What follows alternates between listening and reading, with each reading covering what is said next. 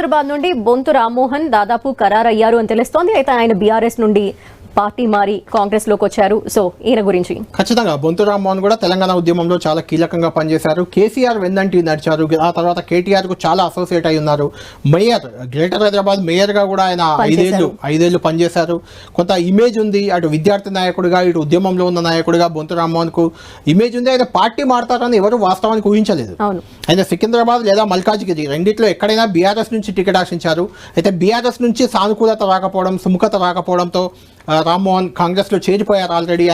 ఆయన కూడా ఇంతకుముందు మనం ఏదైతే చేవెళ్లలో సునీత మహేందర్ రెడ్డి చెప్పుకున్నామో అదే రకంగా బొంతు రామ్మోహన్ కూడా టికెట్ హామీతోనే వెళ్ళినట్లు తెలుస్తుంది. అందుకోసమే ఇక్కడ ప్రధానంగా అనిల్ కుమార్ యాదవ్ పోటీలో ఉన్నారు. అంటే కాంగ్రెస్ పార్టీ తరఫున టికెట్ ఆశించే వ్యక్తిగా అనిల్ కుమార్ యాదవ్ ఉన్నారు. ఆయనను మనం చూసాం మొన్న 3-4 రోజుల క్రితమే రాజ్యసభ ఇచ్చేశారు.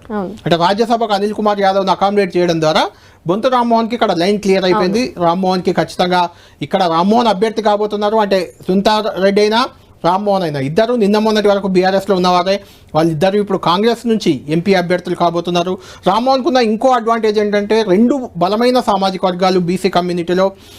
ఇతనిది ఒక సామాజిక వర్గం, ఇతని వైఫ్ ఆమె కూడా కార్పొరేటర్గా ఉన్నారు శ్రీదేవి, ఆమెది మరొక సామాజిక వర్గం. అంటే బీసీ కమ్యూనిటీలో 2 కీలక సామాజిక వర్గాలు, అటు మున్నూరు కాపు ఇటు యాదవ, 2 సామాజిక వర్గాలకు రిప్రజెంటేషన్గా రామ్మోహన్ని శ్రీదేవిని చూస్తారు. ఆమె ఆల్రెడీ కార్పొరేటర్గా ఉన్నారు, రామ్మోహన్ మాజీ మేయర్. కాబట్టి అది క్యాస్ట్ ఈక్వేషన్లో కూడా దీన్ని అన్ని ఈక్వేషన్ల ప్రకారం చూసి రామ్మోహన్కి దాదాపుగా ఖరారు చేసింది కాంగ్రెస్ పార్టీ.